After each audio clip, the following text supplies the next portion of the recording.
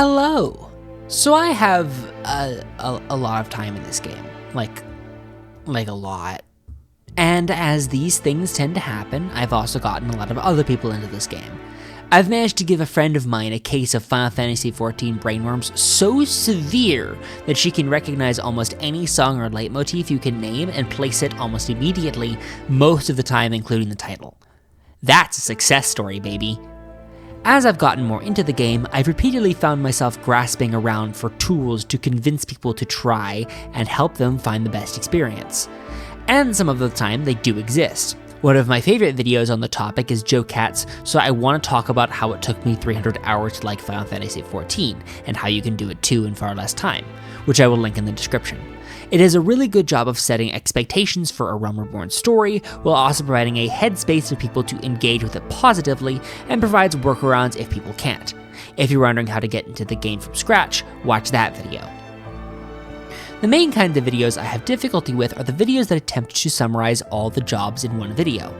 On the high end, these videos provide good informational content, but tend to be a bit rigid and dry, while on the low end, they're, well...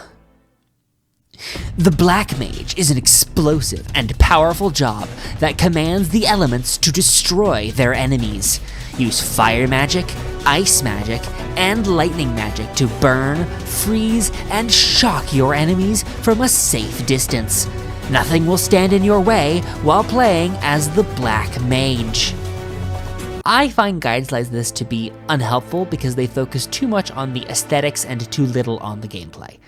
I don't need to tell you that Black Mage is cool and uses explosions because I trust that you can look at the footage and figure that out, and also determine for yourself whether that fits with what you want to do. The actually important information is how a job plays and what it feels like in fights, and I cannot figure that out at all when the description is focused entirely on aesthetics. Some people try to do both gameplay and aesthetics at the same time, but in most cases that just ends up with an overload of information for each job. Beyond that, however, a lot of these videos seem to work under the assumption that people are going to watch the entire video. For shorter videos, that's very fair, but if you're covering 19 jobs, you're going to end up giving people a lot of decision paralysis, assuming they can retain a significant amount of that information, which is not a guarantee. I know if I get bombarded with that much information, it's very easy to get overwhelmed. So this video is going to focus entirely on gameplay and game feel, with the goal of helping newer players find a job that will fit with what they want to do. I'm going to start with an overview of the categories jobs fall into, and then you can go from there and narrow down your selection. This video isn't designed to be watched linearly. Instead, skip around using the chapters below to check out stuff that interests you. You can absolutely watch this video the whole way through if you want, but you do not need to. A couple of things before we start. First, if you're not familiar with the basics of Final Fantasy XIV terminology, I would recommend checking out this video linked below. Only the two sections on the global cooldown and off global cooldown are relevant, but the whole video is very useful. Secondly, and most importantly, there is no wrong choice. One character can max every job, and if you don't like the job you picked, you can just go and level up another one. Don't feel like this is a permanent decision in any way, just be experimental and go with what seems fun and interesting. Finally, some jobs require certain conditions to be unlocked. This is a list of all of the various unlock conditions and what they mean. As we get to certain jobs, you can check here to see what the unlock conditions are for the job. Now, on with the show. So, jobs in this game are divided into 3 roles: tanks, healers, and DPS. DPS do the most damage, tanks get the enemies to attack them instead of others, and healers keep everyone alive. This is both simple and accurate, but I want to offer a different perspective that may help you understand. Instead of being gameplay styles, they are answers to the question, what is stopping me from just spamming the damage button over and over again for an hour? Healers answer this question by needing to care about teammates. Healers really do only have a few simple damage buttons, and most of the time dealing damage on a healer involves simply spamming their damage spell. The real thing healers need to pay attention to is their allies' HP, and they are the ones responsible for keeping their allies topped up. At lower levels, this means reacting a lot to when allies get hurt, creating a very fluid and frantic playstyle. However, if you want, as you get more comfortable with fights, you can become familiar with when the boss uses certain attacks, allowing you to plan ahead on where you want to use certain healing abilities. Correctly using abilities like this allows you to spend more time dealing damage, which makes the boss die faster and your party happier. If you would enjoy that kind of planning, or want a very reactive, frantic playstyle, healer is the role for you. DPS are the polar opposite of healers. Some DPS have more or less party support than others, but for almost all of them, it's basically optional for everything but higher end content. However, DPS have way more damage buttons. Quick terminology, the order you press buttons in is called your rotation, because you'll generally find yourself using the same pattern of buttons as stuff comes off cooldown. Generally, DPS have significantly more complex rotations than healers, and will need to adapt them at least a little bit around the bosses they are fighting. However, because you have perfect control of when you hit your buttons, it means that your rotation is generally quite predictable. This means that DPS are generally complex buttoned inputs in a predictable order, while healers are generally simple to understand buttons that need to be pressed in an unpredictable order. Finally, tanks are something of a middle ground. Tank rotations generally tend to be more complex than healers, but less complex than DPS. They are not incredibly complex, but they are not super simple either. However, tanks also have to care about the enemies that they're facing.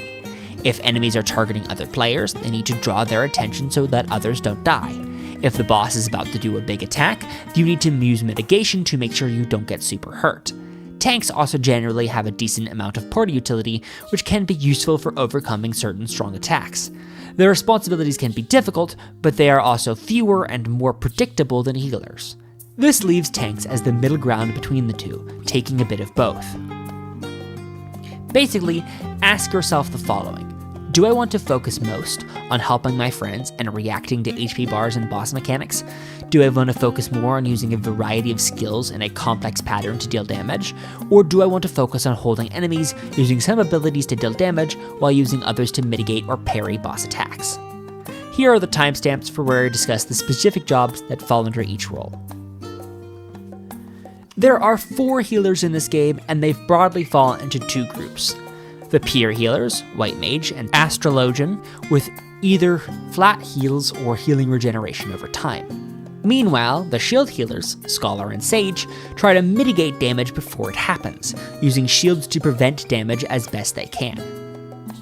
White Mage is the best healer if you're trying to learn to heal from scratch. They have big, splashy heals that are easy to use and easy to understand. Their backups are strong and reliable, and they get DPS payoff for using their big heals. They literally have a button that instantly full heals anyone immediately, which is very nice, let me tell you. This simplicity doesn't make them bad by any stretch. If you want to learn a healer without any bells and whistles, White Mage is the job for you. Astrologian, by contrast, is probably the most complex healer. Most of Astro's major heals are regens or delayed heals, and they are almost all off the global cooldown. At the same time, Astros have a small cast time with their basic damage ability. This means that you can only fit one off global cooldown between each cast, and you end up needing to plan out very aggressively when you use specific heals. These heals are also frequently regens, meaning they need time to fully heal people.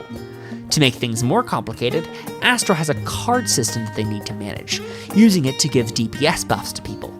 However, the card system isn't just simply buffs. Each card has different attributes, which means you need to focus on reshuffling and trying to get the card you want, which takes up even more global cooldowns. All this makes Astro the most juggly of healers, requiring you to think tactically and plan ahead to get the most out of the job.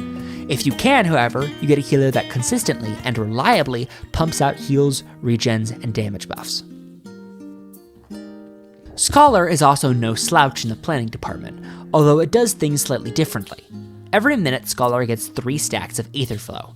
Aetherflow stacks can be used on big, impactful heals or defensive abilities that can really turn the tide of battle. However, Aetherflow can also be spent on some damage. The main challenge of Scholar is figuring out how to use your non-Aetherflow resources to mitigate the number of Aetherflow heals you need to use, so that you can turn the rest into damage. To aid with this, you have a companion, a fairy, although you can make it look like other things. this summon will help you heal things, and you have various abilities that work off them. Scholars need to learn to manage their pet and their resources to get the most out of their kit. This means that fight knowledge is heavily rewarded, because the more you know the fight, the more judiciously you can use your heals, and the more damage you can squeeze out. Sage, meanwhile, is the simpler of the two healers. They build up a resource called Adder's Gall that they can use on heals. Unlike Sage's Aetherflow, there is no DPS use for this resource, allowing you to use it freely on as many heals as you want. Sage also has a wide variety of on-demand preventative measures, allowing it to fit a variety of situations. It can turn its damage into heals on a specific target using its Cardia mechanic. It doesn't have a lot of fancy utility, instead it just has raw heals, raw shields, and raw damage. It's a no-nonsense job, and if you want something direct with shields, this is the job for you. Tank time. There aren't really subcategories available for tanks, as most of the differences between them are fairly job-specific. Instead, they've been ordered loosely by difficulty. I would recommend scanning through at least a couple, however, as they do all play at least a little differently. Warrior is the tank job I would recommend most for absolute newcomers. You need to keep a damage buff active on yourself, but the timer is extremely forgiving. As you attack, you build up a meter that you can use to make big attacks that always crit and are, personally speaking, incredibly satisfying. Then, eventually, you get a super mode that allows you to spam your big attacks and you get to just go to town on enemies. Warriors also have a variety of ways to heal themselves, meaning that you can generally fix smaller mistakes by yourself without needing to put pressure on your healers. This makes the job extremely forgiving if you're new to tanking, and just a joyful crit fest for people who enjoy that. Paladin is the all-rounder of tanks. Its main gameplay is built around an ability called Fight or Flight, which gives the job a 25% damage boost for 20 seconds. The job has several major damage abilities that, if used frequently, will naturally become available during this damage window, allowing for your big attacks to be even bigger. It also has range attacks, including a decently powerful ranged spellcast that you can use for free every once in a while, allowing you to move around and away from the boss without losing damage. The Paladin can also protect its allies in multiple ways, redirecting damage to itself and even healing others with spells. This makes Paladin a jack-of-all-trades tank that lets you do a little bit of everything you need. Gunbreaker is the job for you if you like the DPS playstyle while also still wanting to be a tank. Similar to Paladin, Gunbreaker has a skill called No Mercy, which boosts the job's damage for 20 seconds. However, unlike Paladin, Gunbreaker has many more damage abilities to fit into that window. In general, the job has a lot of damage buttons to push, meaning it's always very active and very focused on using global cooldowns. Part of the challenge of the job is weaving in defensive abilities between all of the damaging abilities, but in exchange for that, you deal relatively high damage in addition to normal amounts of tank mitigation. Dark Knight balances its gameplay with some resource management. It has a big attack gauge similar to Warrior, but can directly convert its mana into damage at no cooldown. However, they also have access to one of the best shields in the game at the cost of mana. If that shield breaks, you get to use your damaging mana ability for free. And you can throw the shield on anyone. The upshot of this means that carefully managing mana and throwing shields on people at the right time lets you mitigate a ton of damage for your team while pumping out a lot of damage in return. Dark Knight is a tank job that cares the most about its team, and if played well, it can be a massive asset. Now, there are a lot of DPS jobs, 11 in total. So let's break things down a bit further. DPS can be divided into 3 large groups, each of which add their own spin on the press complex button things that DPS do. Cast or DPS are the easiest to explain as they have cast times. While casting a spell, you can't move, so you need to plan out when you move to avoid losing spells. Melee DPS, instead, need to worry about staying close to the boss. Their ranged attacks tend to be very low power, so they lose a lot of damage while staying at range. This means they need to stay close to a boss, attacking from specific sides and trying not to get hit by their attacks. Finally, ranged physical DPS don't need to stay in the same place or cast spells. They can run around to their heart's content. Instead, they have the most party support of the DPS, and generally have some form of random resource or mechanics they need to keep track of. Pick whichever group interests you the most. Of the melee DPSs, Dragoon is probably the most straightforward. Its rotation is very set in stone, with positionals coming at very specific, predictable times. Dragoon is the job that gets the most payoff for correctly hitting positionals, and as a result, the most punishment if it doesn't. Several of its off-global cooldowns move you around, which means it's very easy to accidentally kill yourself. The job also has free mobility tools, allowing it to get out and get back in very easily. Dragoon isn't the simplest job, but it is the job that rewards fundamentals the best, focusing on taking the core systems and challenges of a melee DPS and putting them at the front. Samurai is another fundamentals-oriented job, but it takes it in a different direction. Instead of having one long combo, it has 3 shorter combos you can perform in any order. Once you perform each, you can execute a powerful charge attack that does high damage. What makes this interesting is the fact that if you perform that powerful attack after having only completed one of the combos, you apply a powerful damage over time debuff to your enemy, which you want available at all times. Combine this with the fact that each combo has positionals, the tools Samurai has to skip these to do certain combos on occasion, and the frequent off-global cooldowns that need to be peppered in for damage, leads to a job that requires careful planning to get the most out of it. This job also comes packing a parry mechanic, which can turn the damage you receive into more resources for attacks, giving a reward for keeping track of enemies well. All this put together create a very complex, adaptive job that rewards you putting effort into it. If you want something simpler but a bit more flexible and easier, try Reaper. Its rotation is simple and easy to understand, and its utility is very clear, but it does have significant differences from other classes. Reaper's defining attribute is its flexibility. Reaper runs on 2 resources, a fast generating red bar that allows them to perform single big hits, and a slow generating blue bar that allows them to enter a super mode for a short time. However, you only need 50 of each of these resources to use their respective attacks, and you can store up to 100. This lets you easily reorder and adapt your rotations to fit around boss mechanics, meaning it's very easy to keep very high uptime no matter the mechanic. Reaper rewards this kind of planning while making it relatively easy to perform, which makes it the most approachable melee DPS in my opinion. Speaking of flexibility, if you want more of that, take a look at Monk. Monk is also competing for the most approachable DPS, but goes about it in a very different capacity. Instead of having a set combo, Monk has multiple options for each stage of the combo, and can use them interchangeably to reapply buffs and debuffs. Later abilities also allow you to switch up the order of abilities, using them in whatever order you want to try and do high damage. Given this and Monk's overall faster global cooldown, it means that for beginners, mistakes are very rarely punished. The job is extremely fast, so if a mistake is made, you can fix it in a few seconds without needing to worry, and it essentially lets you build your own combos. This, combined with Monk's very high mobility, means there's always something a Monk can be doing. If you want something with fluidity, Monk is a good option. If you're after speed, but aren't a huge fan of the combo-making focus of Monk, Ninja will probably be what you want. Ninja also has fast global cooldowns, but what defines Monk is its insane number of off-global cooldowns. The job also has the Mudra system, which allows you to mix and match 3 different signs to create different effects.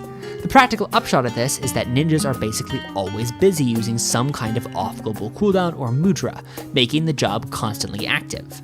The job also has a very high mobility, with an unrestricted teleport that reduces its own cooldown and multiple ranged options, keeping the job always active no matter where you are in relation to the boss. If you want a job that is constantly doing things, this is probably the busiest job in the game. Let's talk about some casters. Casters all need to deal with cast times, but not all of them need to deal with it in the same amount. The platonic ideal of a caster is Black Mage. Black Mage moves between 2 modes, a fire mode that deals high damage and consumes mana, and an ice mode that does less damage but restores mana. Generally, Black Mage gameplay involves trying to stay in fire stance as long as possible, then quickly switching to ice mode when you're out of mana to regenerate. However, every step of this process has a cast time, so needing to move at all means you start losing spellcasts and damage. While you do have several tools to mitigate this, like ways to teleport to allies and speed up spellcasts, you can never fully be free of it. Good Black Mages try to learn encounters to the best of their ability so that they can find one spot and sit in it for as long as possible. Red mages carry over some of this energy, but use it in a slightly different way. Red mages make every other spell cast an instant cast, which means they have very predictable cycles of when they can move and when they can't. The general gameplay loop of the class involves using short spells to ignore the cast times of your longer, more powerful spells. As you do this, you build up a gauge, and when it's full, you can use it to unleash a melee combo. To complement this, red mages have a way to dash in and out of melee range, allowing them a great degree of mobility in a fight in exchange for that cast time every other GCD. Red mages also come packing a good amount of party utility, from damage mitigation to very strong revive, making them a great DPS and a great support. Summoners are also on the lower end of cast times. This job is built around phases: the Garuda phase that shortens the global cooldown and puts a puddle down that damages bosses, the Titan phase with no cast times and a new off-global cooldown, and the Ifrit phase with longer cast times and a melee dash. However, you can go through these phases in any order, letting you match phases to when they can do their best. If you know you don't need to dodge for a while, you can start Ifrit phase early to get its longer casts out of the way sooner, or if you know you need to dodge, you can start Titan phase instead. Summoner also has a Resurrect, allowing your healers to focus on healing while you also help people get up off the ground. Overall, the job is built around learning and applying these phases to the best of your ability. Finally, ranged physicals. Bard is the only ranged physical available at the start of the game, so we'll start there. Bard builds itself around a pair of dots it needs to upkeep, but also 3 songs. These songs are built in such a way that the Bard can always be singing one of the 3 songs at any given time, and if they do, they will naturally cycle through all 3 over the course of 2 minutes. Each song gives a slight damage boost to the party, but also provides the Bard with variations to their gameplay, like shorter cooldowns or faster global cooldowns.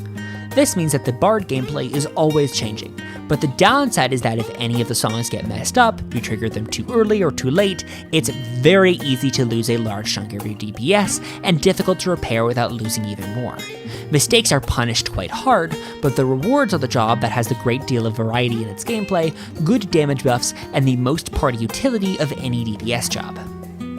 Dancer follows Bard in quite a few ways, but trades the dots and songs for more randomness and party buffs.